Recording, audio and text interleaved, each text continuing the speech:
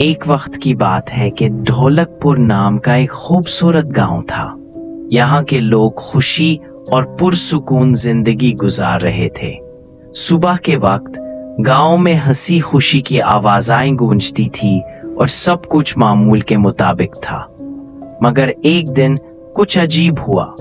گاؤں میں اچانک دھند چھا گئی، ہر طرف سناٹا تھا اور پھر ایک سایہ گاؤں میں آ گیا۔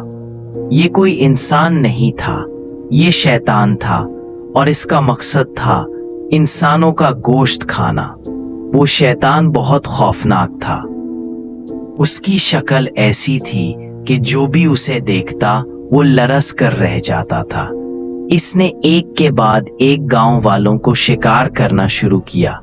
خون کی نادیاں گالیوں میں بہنے لگئی اور گاؤں میں خوف کی لہر دوڑ گئی۔ گاؤں کے لوگ خوف کے مارے اپنے گھروں میں چھپنے لگے، لیکن وہ شیطان مسلسل گاؤں کے اندر گھوم رہا تھا، جیسے وہ ہر انسان کا گوشت کھانا چاہتا ہو۔ گاؤں کے بزرگوں نے فیصلہ کیا کہ کچھ کرنا ہوگا۔ انہوں نے ایک جادوگر کو بلایا اور ایک پرانا تعویذ نکالا، لیکن